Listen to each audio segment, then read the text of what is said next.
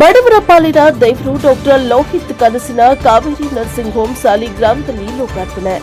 ಜನಪರ ವೈದ್ಯರಿಂದ 24x ಸೇವೆ ಆರಂಭ. ನಮಸ್ಕಾರ ಪ್ರಜಾಪ್ರಭುತ್ವ ವೀಕ್ಷಕರೇ, ಇಂದು ಸಾಲಿಗ್ರಾಮದ ಪಾಲಿಗೆ ಸುವರ್ಣ ದಿನ.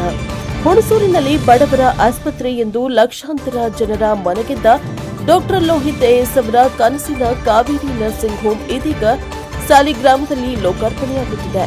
ವೈದ್ಯೋ ನಾರಾಯಣೋ ಹರಿ ಎಂಬ ಮಾತಿಗೆ ಸಾಕ್ಷಿಯಾದವರು ಡಾಕ್ಟರ್ ಲೋಹಿತ್ ಎಎಸ್. ಹುಣಸೂರಿನ ಕಾವೇರಿ ಆಸ್ಪತ್ರೆ ಮೂಲಕ ಬಡವರ ಸಾಲಿನ ಆಪತ್ ಬಾಂಧವ ಎನಿಸಿಕೊಂಡಿರುವ ಡಾಕ್ಟರ್ ಲೋಹಿತ್ ಇದೀಗ ತಮ್ಮ ಸೇವೆಯನ್ನ ಸಾಲಿಗ್ರಾಮದ ಸರ್ಕಾರಿ ಆಸ್ಪತ್ರೆಯ ಎದುರು ವಿಸ್ತರಿಸಿದ್ದಾರೆ.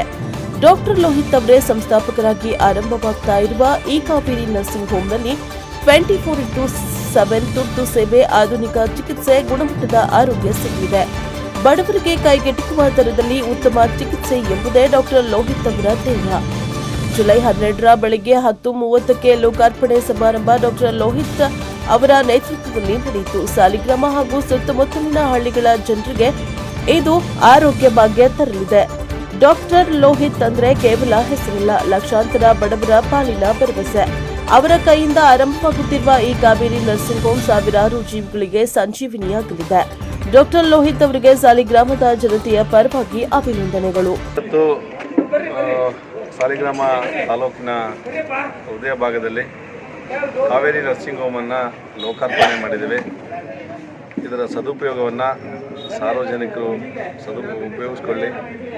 ಬಡವರು, ರೋಗಿಗಳು ಇದಕ್ಕೆ ಬಂದು ಚಿಕಿತ್ಸೆನ ತಗೊಂಡು ಸರಿಯಾದ ಸಮಯದಲ್ಲಿ ಚಿಕಿತ್ಸೆನ ತಗೊಂಡು ಈ ಆಸ್ಪತ್ರೆಗೆ ಒಂದು ಹೆಸರು ಬರಬೇಕು ಅಂದರೆ ರೋಗಿಗಳು ಇದನ್ನು ಉಪಯೋಗಿಸ್ಕೊಂಡಾಗ ಮಾತ್ರ ಸಾಧ್ಯ ಆಗುತ್ತೆ. ಹಾಗಾಗಿ ಇಲ್ಲಿ ಅವಶ್ಯಕತೆ ಇದ್ದಂಥ ಒಂದು ಆಸ್ಪತ್ರೆಯಲ್ಲಿ ತೆರೆದಿದ್ದೀವಿ ಎಲ್ಲರ ಸಹಕಾರದಿಂದ.